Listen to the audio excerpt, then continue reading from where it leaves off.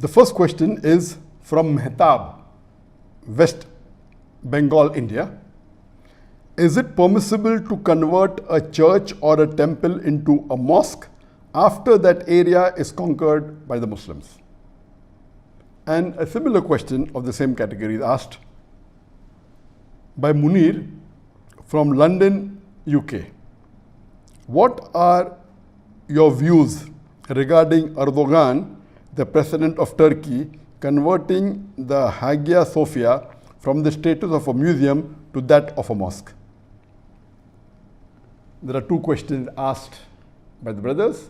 The first question is that is it permissible in Islam to convert a church or a temple or house of worship of a non-Muslim to a mosque after that land is conquered by the Muslims?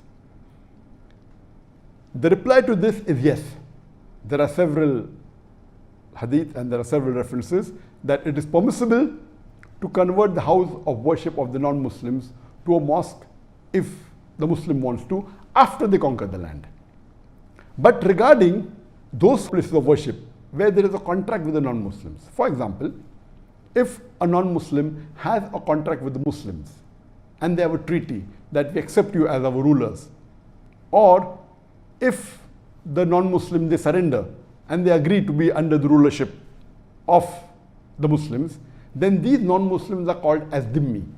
So as far as non-Muslims who are dhimmi, who are protected by the Muslim rulers, in this there's a special condition and a treaty that their lives will be protected by the Muslim rulers, their houses will be protected, their place of worship will be protected. So in such a case where there's a contract between the Muslim ruler, or they have surrendered to the Muslim ruler, or they have invited them to take over from the ruler which is unjust, and if there is a contract and there is no war, in these cases they are called as dhimmi, and the non-Muslim they have to pay a jizya for protection. Under these conditions, the Muslims are supposed to protect the lives of the non-Muslims, their homes, as well as their house of worship.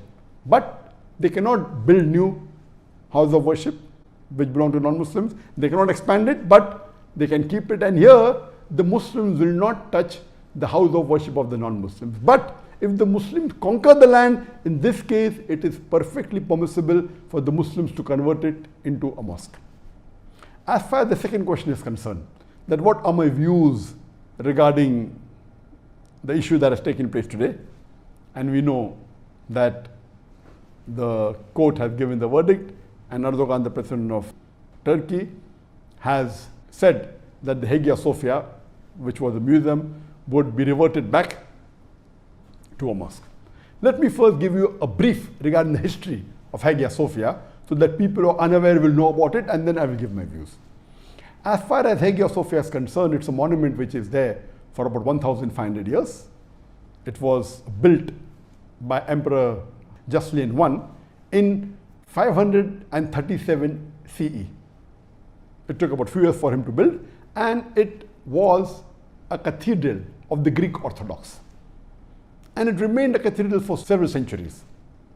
In 1204, during the Fourth Crusaders, they converted the Greek Orthodox cathedral into a Roman Catholic church until 1261. So initially for 667 years, it was a Greek Orthodox cathedral. Then after that, for 57 years, from 1204 to 1261, for 57 years, it was a Roman Catholic church.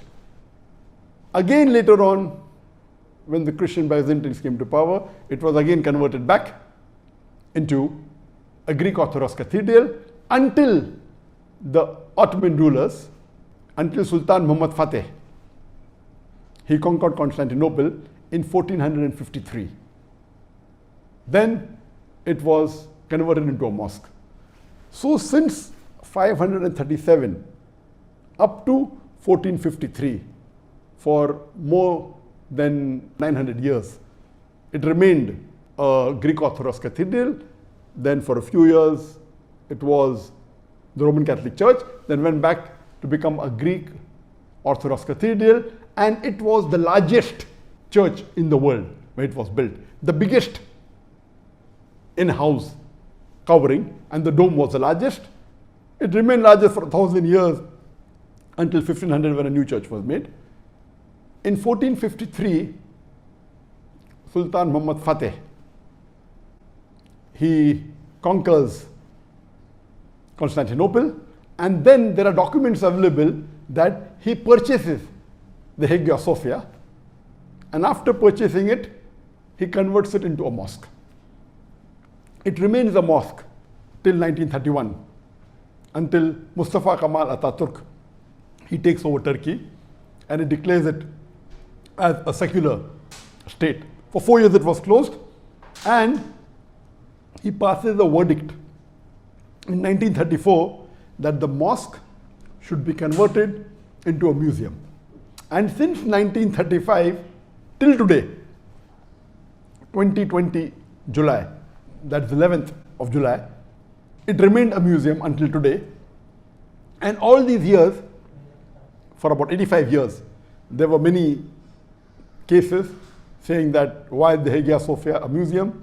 Because Atatürk declared it that this is a sign of secularism, that we want to make it into a museum, it will not be a church, will not be a mosque. And since that, there were many cases that have been filed that it is wrong that it was converted into a museum. And recently, the council in Turkey, the highest administrative court, it passed a resolution that it was illegal for Mustafa Kemal Atatürk to convert it into a museum. And today, mashallah, the court of Turkey has given a verdict and has said that it was illegal for Atatürk to convert it into a museum. And alhamdulillah, Erdogan, after the court verdict, he signed a resolution that this structure, Hagia Sophia, which was earlier a church, then became a mosque, then a museum, it will be transferred from the Department of Tourism, and it will go to the Department of Religious Authority of Turkey. Now this has created a lot of controversy, and today if you read the newspapers and the media, they are disagreeing with the decision taken by Turkey, by the Turkish government, by Erdogan, and you find right from USA, Trump, Russia, Greece, all of them condemning it is wrong, UNESCO, many non-Muslim organizations, and you find the media that they disagreed, they have been threatened and said it is wrong. But the saddest part, what I read in the media, that there were many Muslim countries and many so-called Muslim dais and Muslim scholars from the Western countries said what Turkey did and what Erdogan did is wrong. And to support their claim, they said that we know in history that Hazrat Umar, may Allah be pleased with him, he was asked to pray in Jerusalem. He did not pray. He said if he prays there, people will make a mosque, and then he prayed somewhere else, and the Masjid Aqsa was made. And all this is about how we encourage and have a relationship. And they quoted the verse of the Quran, Surah Hajj, chapter 22, verse number 40, saying it is not permitted to destroy synagogues or the church, and Quran is against it. And I was shocked to read the views of many of the Muslim dais from the Western countries and from the Arab world, saying it is wrong. What are my views regarding what Turkey did is correct or not, or what Erdogan did is right or wrong? As far as my views are concerned, the hadith quoted and the incidents quoted by the Muslims regarding Hazrat Umar, may Allah be pleased with him, that he did not pray and he prayed somewhere else, and there were treaties between Muslims and others that your lives are safe and your places of worship are safe and Muslims will not enter your places of worship. All these references are when there is a treaty between the Muslims and the non-Muslims. As I mentioned in the first answer to the first question, that can a holy place, a church or a temple, be converted to a mosque after it is conquered? The answer is yes. Only if there is a treaty between the Muslims and the non-Muslims, or if the non-Muslims surrender, or they are dhimmis, non-Muslim living under the law of the Muslim rule, Islamic rule, that is the only condition where the Muslims give them security and they are paying a jizya. As far as when the Ottoman rulers, when they conquered Constantinople, it was a conquest, it was a war. So it is wrong to give examples of a treaty between the Muslims and non-Muslims and say that same way Turkey should manage it, it's totally wrong. So if there is a conquest, if there is a war, and if the Muslims rule, and this is a common law all over the world, we find so many non-Muslim rulers, when they conquer the land, they occupy the mosque. Many of them demolish the mosque. You have example of the Crusaders. The best example is Spain. There were hundreds of mosques, and most of them were either converted to churches, or they were made into museums, or they were destroyed. Hardly you find there was not a Muslim who could openly give the azan. Why don't people object to that? So this was a normal law that once you conquer, that becomes your land. So once it becomes your land, you have a right to do what you want to do. Later on, after World War I, World War II, then the Geneva Convention, all that is later on. So before that, the rule was once you conquer a land, it becomes part of your land, and you can do what you feel is right. So based on that, this was a conquest done by Sultan Muhammad Fateh. And in a conquest, they have a right to keep the house of worship, to convert into a mosque. It is a right, and you find several examples.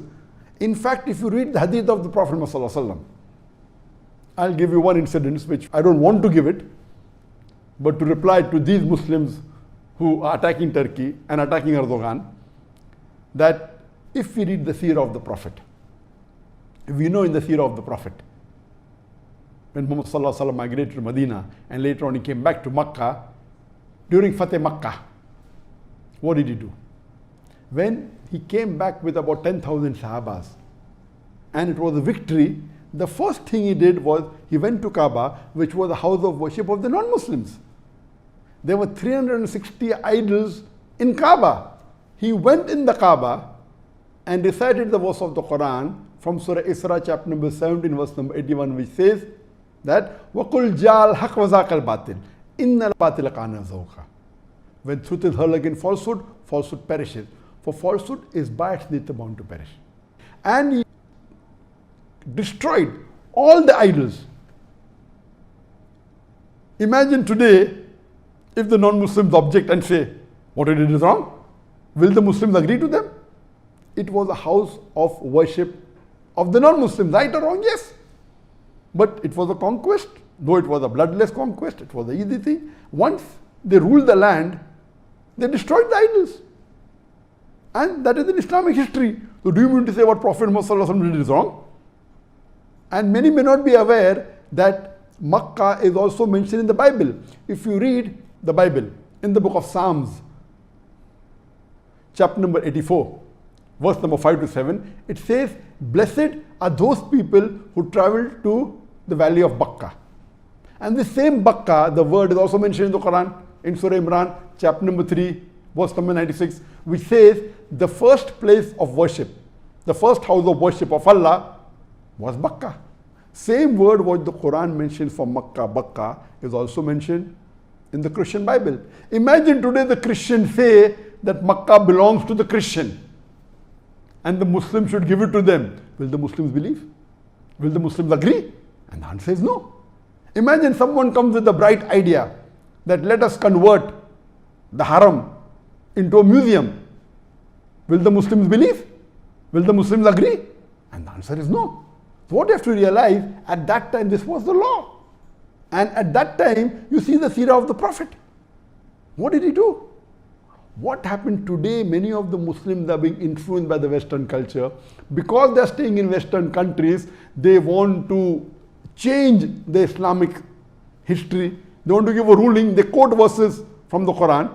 And the verse of the Quran that was quoted of Surah Hajj, chapter number 22, verse number 40, which says that Quran says that house of worship should not be destroyed. There is no verse in the Quran saying that.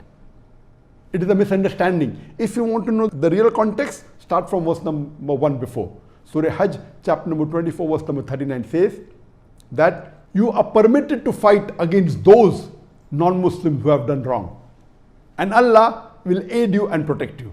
This is the first verse of the Quran giving permission for the Muslims when they migrate from Makkah to Medina to fight against the non-Muslims. First verse. Then verse number 40 of Surah Hajj, chapter number 22 says that, and those who leave their homes because they say that our Lord is one, Allah is one. And it continues that if Allah wouldn't have checked one force with the other, then the churches and the synagogues and the mosques where the name of Allah is taken would have been destroyed. It doesn't say that it is not permitted to destroy. It's telling that Allah subhanahu wa ta'ala, number one, it's telling it is giving permission for the Muslims to fight against the non-Muslims who have done wrong, who have done transgression. And then it says that those Muslims who leave their home because they believe in Tawheed, believe in one God, Allah is there to protect you. And then it says, if Allah wouldn't have checked one group against the other, then the places of worship, like the synagogue, like the church, like the mosque, that would have been destroyed. Giving indication, doesn't say that you cannot destroy. For knowing the real meaning, go to the tafasir. And if you read Qurtubi says very clearly that what I said in the reply to the first answer, that if there is a treaty between the Muslims and the non-Muslims, if the non-Muslims become dhimmi under the rule of the Muslim rulers, if they agree that the Muslims are the rulers, or if they surrender and there's no conquest, and if they are paying jizya, if they are paying a tax for protection, it becomes the duty of the Muslims to protect the lives of the non-Muslim, the dhimmi, to protect the homes and protect the house of worship. But again, Qurtubi says, you cannot build a new house of worship for the non-Muslim because it is sin. But what is there, it can remain. They cannot expand it also. So if there is a treaty, or if the non-Muslims have surrendered, in this case, yes, you cannot occupy it, you protect the house of worship, but cannot build a new one, cannot expand it. But in conquest, if there is a war, and if the conqueror is there, then it is the right of the Muslim ruler to do what he wants, because that becomes part of his land. So please don't quote some hadith which is out of context. And there are several hadith of the beloved Prophet Muhammad where he told the Sahabas that go and destroy the idols. Several. He has told Khalid bin Walid, may Allah be pleased with him, go and destroy the idols. There are several. He has told Hazrat Ali, may Allah be pleased with him, go and destroy the idols. There are several hadith in Bukhari, in Muslim. Muhammad himself destroyed the idols in Makkah. So please, I would like to request the Muslims that by giving answers, a general common Muslim who may not be aware of the context will agree with the views given by such scholars, which is totally wrong. Is there any scholar, Islamic scholar, who can deny that the Prophet broke the idols? Is there any Islamic scholar who can deny that the Prophet told Hazrat Ali, may Allah be pleased with him, the fourth caliph of Islam, told Khalid bin Walid, may Allah be pleased with him, and many of the Sahabas then go and deface the idols? There is one more hadith in Bukhari and Muslim. It's mentioned in Sahih Bukhari, hadith number 3020, as well as Sahih Muslim, hadith number 2476, where Jarir ibn Abdullah, may Allah be pleased with him, one of the Sahabas, he says that the Prophet, peace be upon him, he called me and he told me that, will you relieve for me the Dhul Khalsa? What is Dhul Khalsa? Dhul Khalsa was the place of worship of the non-Muslims in Yemen. It was also called the Kaabatul Yaminiya. Kaabatul Yaminiya means the Kaaba of the Yemen. And in it there were idols. He said, will you do a favor for me? Will you destroy it for me? Then Jarir ibn Abdullah, may Allah be pleased with him, he takes with him 150 horsemen and he burns down that house of worship. It's a hadith, a Sahih hadith in Bukhari and Muslim. I don't want to tell this, but it is there. That means the Prophet commanded not only to destroy the idols, he even asked them to destroy the place of worship. So when the Muslims are conquering and when they rule that land, it is permitted even to destroy the place of worship. Now this, if you say Quran says you should not destroy churches and synagogues, do you think the Prophet went against the Quran? The context is wrong. That is when there is the treaty between the Muslims and the non-Muslims, when they are dhimmi, when they are under the rule of the Muslims. But generally, it is a fard to destroy the idols if the Muslim conquers a land. And if there are idols, it becomes a fard. And you have several examples of Sahabas doing that. It is umpteen number of hadiths are there. So to try and misguide telling that it is not permissible is totally wrong. But destroying the temples or the house of worship is not a fard. But if required, if it's causing a problem for the Muslim ummah, the Prophet has commanded that. So how can you say it's not permitted? So what I would like to say, that many a time Muslims living in the Western country, or even some of the Muslims in the Arab land, trying to be soft to the non-Muslims and trying that they are the one who will support them, they are the one who are going to fund them, etc. They are going to protect them. Many a time they give verdicts which is against the Quran and the Sunnah. Be careful. If we are going to go against our Muslim brother, Erdogan, the president of Turkey, or against a Muslim country, there are hardly few people today, Muslim leaders, who can really try and revive the Sunnah.